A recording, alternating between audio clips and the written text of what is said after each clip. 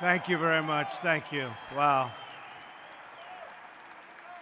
You know, I asked how many people would be here tonight. They said a couple of hundred. It was just like a little fundraiser. They didn't say you broke 23 years, you broke the all-time record tonight. 30.1 million, and broke it by $10 million. That's not so close. So congratulations. We're going to have a great 8 years together.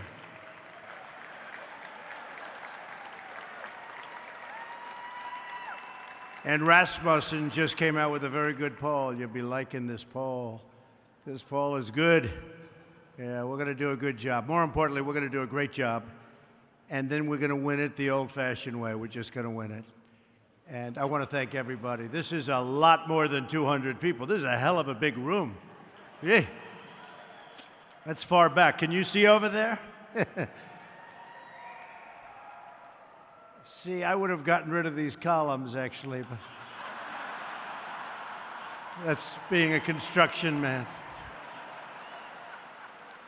But that was a long time ago. They didn't do that.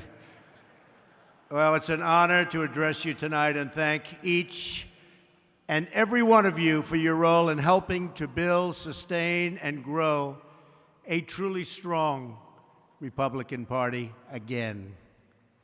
In this effort, we will be working hand in hand with our House leadership team, and I've really gotten to know them, and they are winners, and they are terrific people. Terrific people.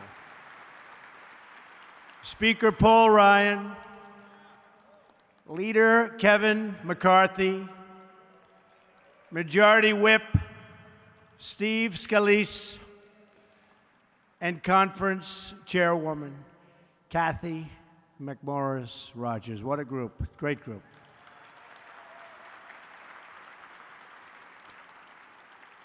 Also with us tonight, a man who I have a lot of respect for, gave me a very early endorsement, former Vice President Dick Cheney, along with his daughter, Congressman Liz Cheney. Where is he? Thank you, Dick. Thank you. Thank you, Liz.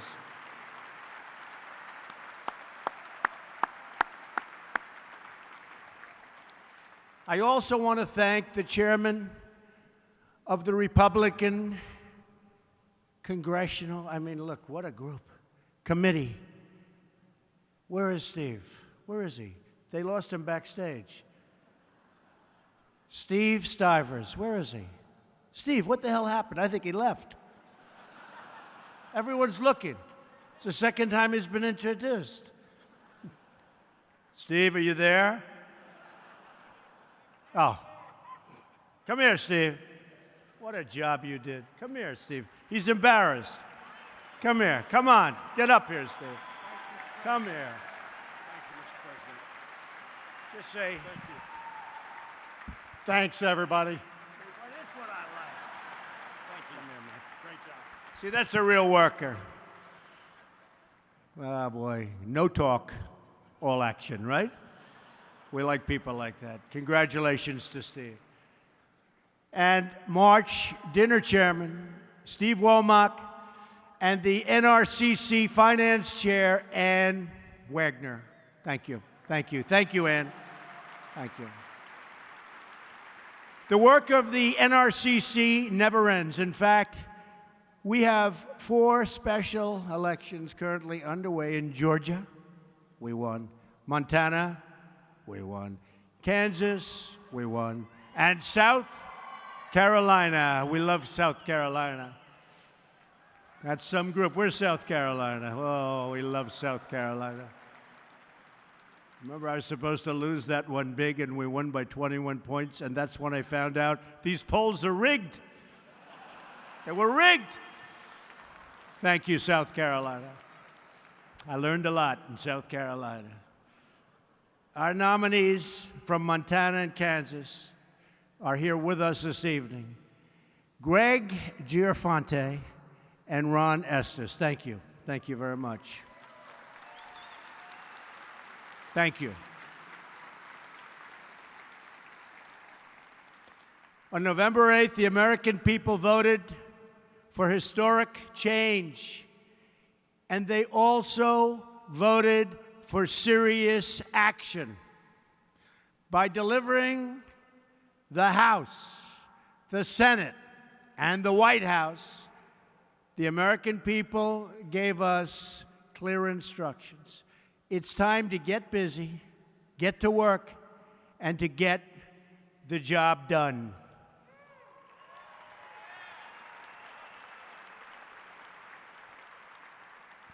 That legislative effort begins with Thursday's crucial vote.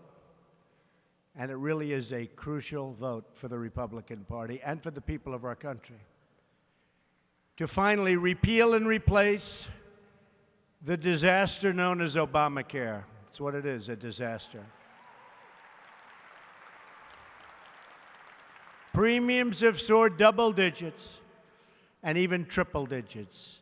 Insurance companies are fleeing. 1/3 of counties only have one Obamacare insurer left. I was in Tennessee 4 nights ago.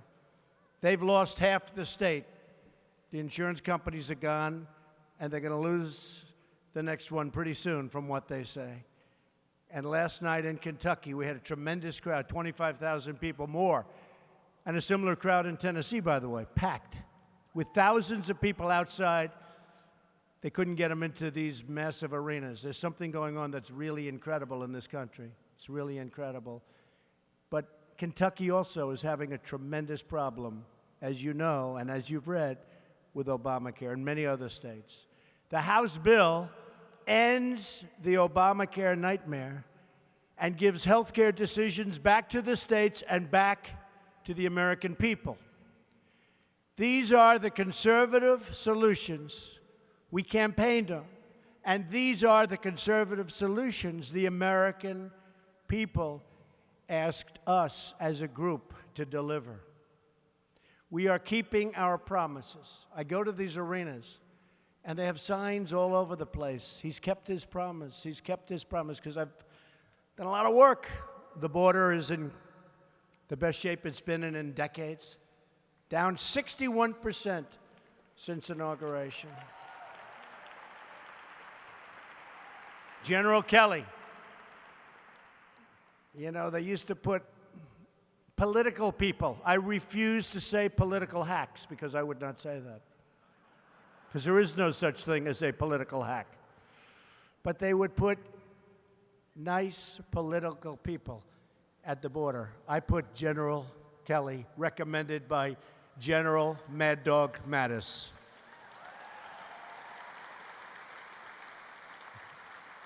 I said to him, General Mattis, I said, General, I need somebody really smart and really tough for the border. Sir, I have the man.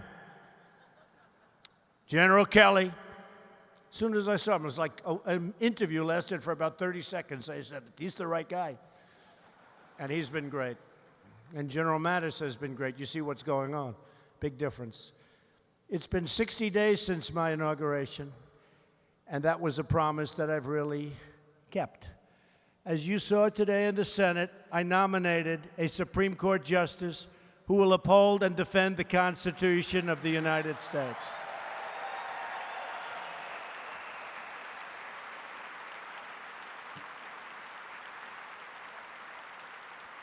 I've taken historic action to eliminate unnecessary job-killing regulations, and we've just started on that one.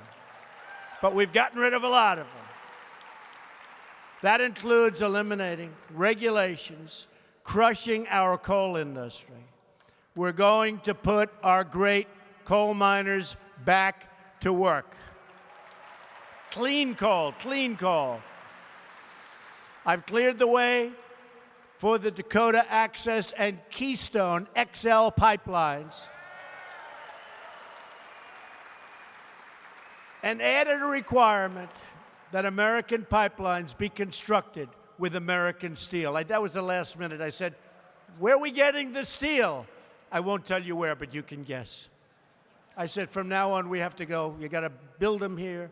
You want to put pipelines under our land, you're going to make the pipe in this country. And one other thing happened, I have to tell you, it's sort of interesting.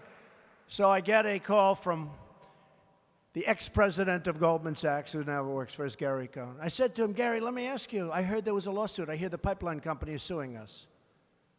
I said, how much? $14 billion. I said, wait a minute.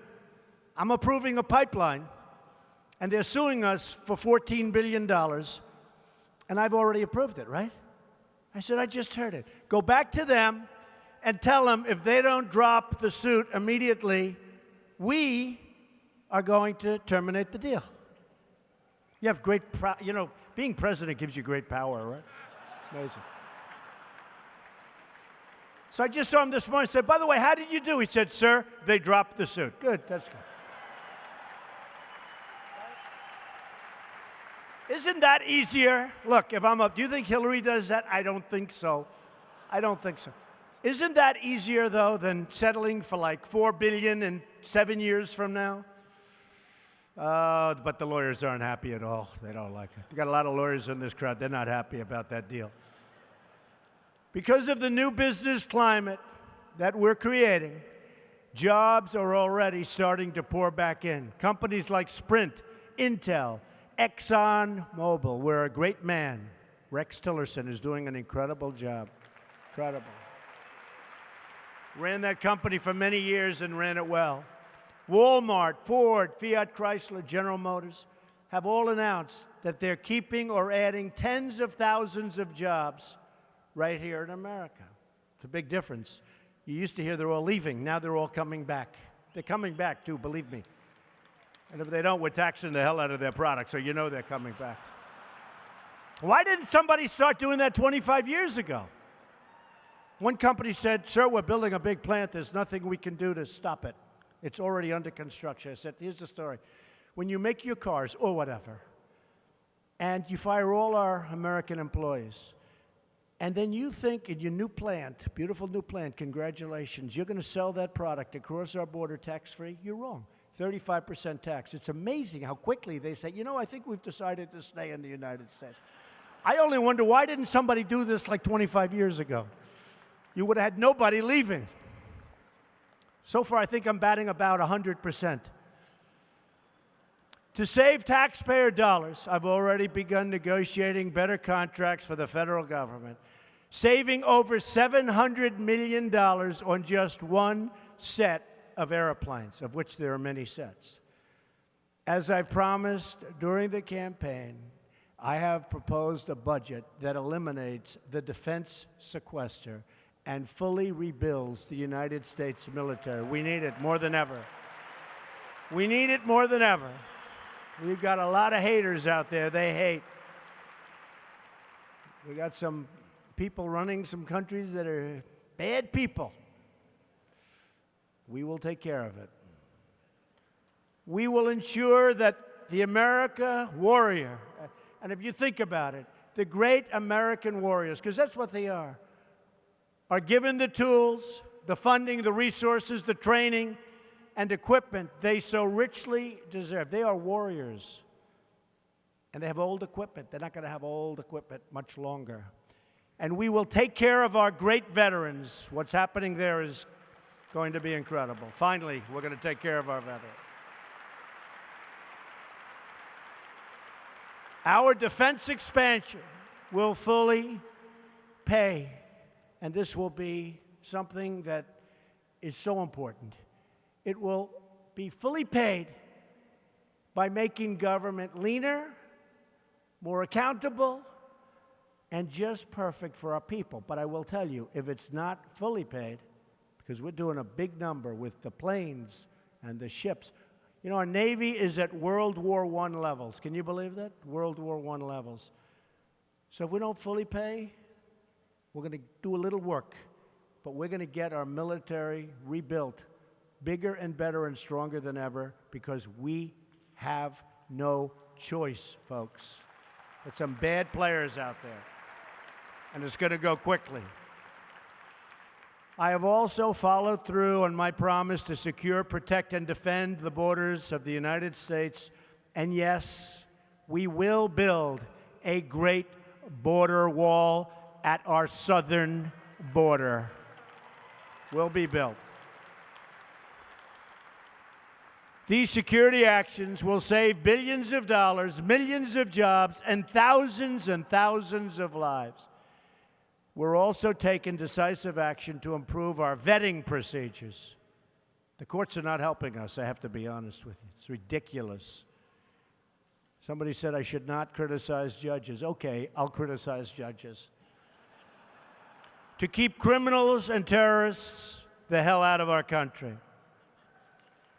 We are keeping these promises and many, many more.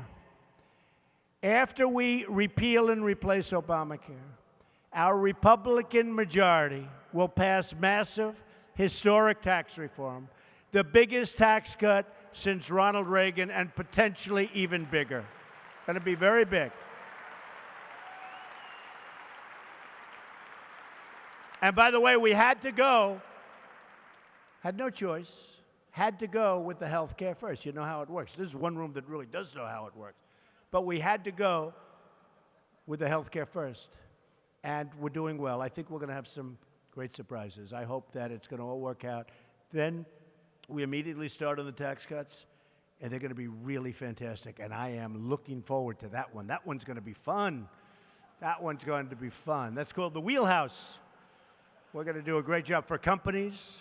We're going to bring back, could be $3 to $5 trillion from overseas, money that can't be brought back. It's part of our taxes. And it will lower the business tax rate from one of the highest in the world to one of the most competitive anywhere in the world, way, way down. We will do everything we can to lower business burdens and to make it easier for our businesses to thrive and compete, but in exchange, they must hire, invest, and grow in America, or we're not giving them anything, okay? They got to do that. That's the one thing. We're working with the automobile industry, who have been played around with. And I'm saying, we'll do things for you, but you got to build new plants all over the place. You got to build new plants in our country. And they're doing it. They're starting. It's going to be amazing. I have called this model, the model that you've been watching, the model that's created so much value, the model of bringing back jobs and bringing back industry. I've called it the American model. And this is the system that our founders wanted. Our greatest American leaders, including George Washington, Hamilton, Jackson, Lincoln, they all agreed that for America to be a strong nation, it must also be a great manufacturing nation. Have to make money. The Republican platform of 1896, more than a century ago, stated that protection and reciprocity are twin measures of American policy and go hand in hand. I mean, we have situations where other countries who have zero respect for our country. By the way, did you notice they're starting to respect us a lot? A lot. A lot. They'll charge us 100% tax on some count, 100%, and we charge them nothing. They'll make it impossible through regulations for our product to be sold in their country, and yet they'll sell their product routinely in our country. Not going to happen anymore. The word reciprocity. They do it, we do it. Who can complain about that? Big difference. You're talking about big, big dollars, too, by the way. The platform went on to say, we renew and emphasize our allegiance to the policy of protection as the bulwark of American industrial independence and the foundation of American development and prosperity. Now, these are some of our greatest leaders, some of whom were great business people. They understood we have to do it. And just so you understand, I'm a free trader, but free trade has been very unfair trade. So I now say I'm a fair trader. And I want to trade all over the world. I don't want to have it just here. But we're going to be beneficiaries from now on. We're not going to be the people that are taken advantage of any longer. That's been happening for decades and decades. It's not going to happen any longer. And they know it. One country came in to see me recently. Big country, good country, great person. One of his first questions, "Sir, how much will you be charging us?"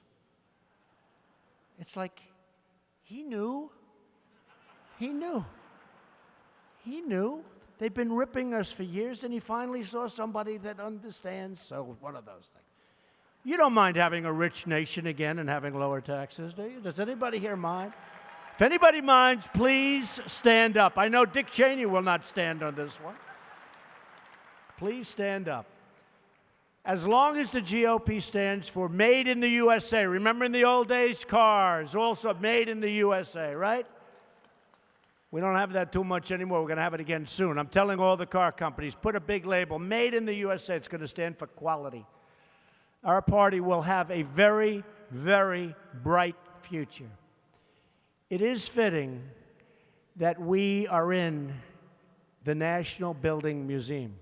Since its founding, the Republican Party has been a party of builders. Many of the great builders are in this audience tonight.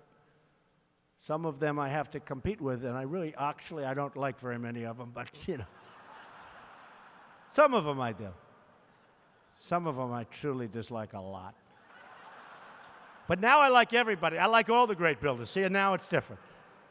Now we're all on the same side. So I like, see the guy over there? I couldn't stand that guy for years. He did a good job, but I couldn't stand him.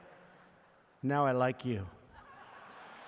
Our first Republican president, Abraham Lincoln, ran his first campaign for public office in 1832 when he was only 23 years old. He began by imagining the benefits a railroad could bring to his port of Illinois without ever having seen a steam-powered train. He had no idea, and yet he knew what it could be. 30 years later, as president, Lincoln signed the law that built the first transcontinental railroad, uniting our country from ocean to ocean. Great president. Most people don't even know he was a Republican, right? Does anyone know? A lot of people don't know that. We have to build that up a little bit more. Let's take an ad. Let's use one of those packs. Those packs. You never know what the hell's going to come out of those packs. You think they're friendly. Although the best ad I ever had was one done against me by Hillary. It was so good. I said, I hope that she keeps running that ad. Another great Republican president, Dwight Eisenhower, had a vision of a national infrastructure plan. As an officer in the Army after World War I, he joined a military convoy that trekked across the nation to the Pacific coast. It traveled along the Lincoln Highway, called then the Lincoln Highway. Its journey began by the south lawn of the White House at a monument known today as Zero Milestone. Anybody know where that is? The journey made a great impression on then young Eisenhower. More than 3 decades later, as president, he signed the bill that created our great interstate highway system, once again uniting us as a nation. Now is the time for a new Republican administration working with our Republican Congress to pass the next great infrastructure bill. Our party must dream as big and as bold as Lincoln and Eisenhower. Together, Republicans will lead America into our unbelievable future. We have so much potential. We have so much potential. I see it now even more than I saw it in this great campaign, which turned out to be a movement like the world has never seen before, actually. You know, it's funny, I've said that so often, they don't even correct me, the fake media. They never correct me, because it's true. Oh, believe me, if it's off by 1/100%, it's like I end up getting Pinocchios, right? They don't even correct me. One of the great movements of all time. Imagine, and it's not my movement, it's a movement of the people. It's been something that's really been very special. I'm like a messenger. I'm nothing more than a messenger. I'm a messenger. I did a good job as a messenger, but I'm a messenger. It's been a lot of fun, too. Imagine the breakthroughs that will breathe fresh life into forgotten places. Picture the new roads that will carve pathways all across our land, and we need them. And think of the new inventions that will lift up the sights of our nation. Finally, as we imagine this new prosperity at home, let us also work to achieve real and enduring peace abroad.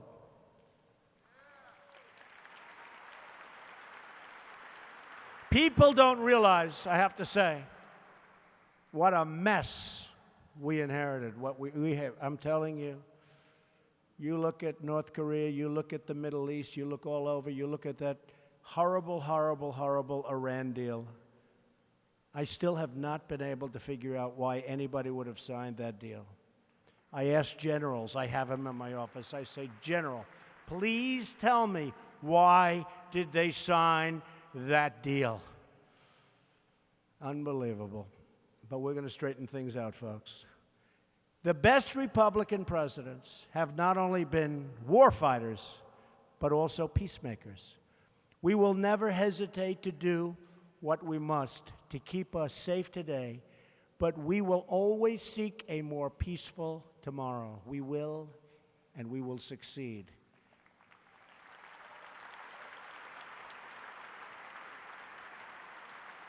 If we stand for these things, safety, prosperity, and peace, then there is no limit to what we can achieve.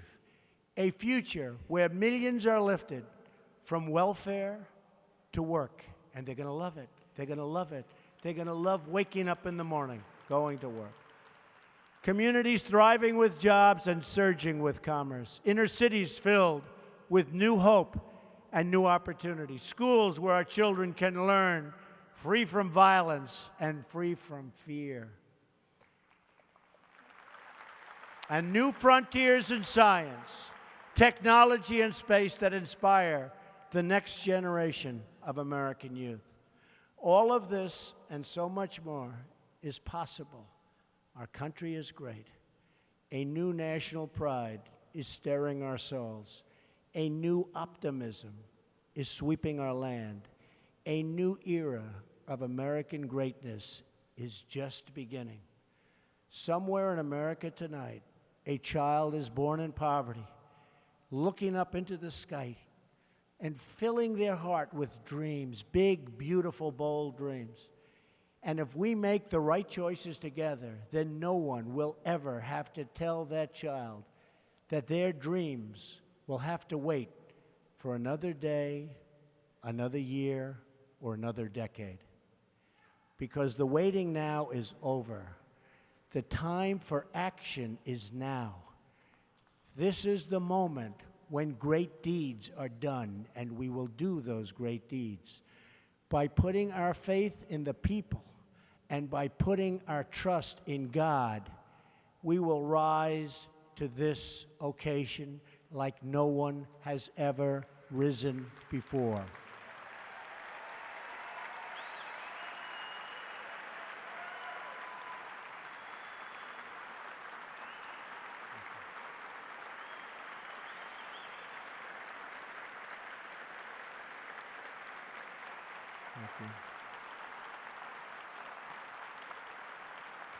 Thank you so much. Thank you.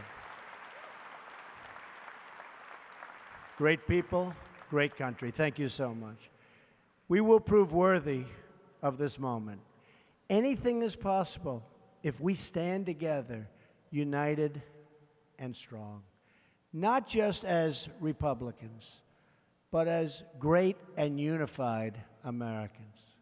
Join me in believing in this better and brighter future. Join me in building this reality and join me in rededicating ourselves to the common good of this nation that we all love so much. Together we will defend our freedoms, we will defend our people, and we will defend our great and beautiful American flag. Thank you. God bless you, and God bless the United States of America. Thank you very much.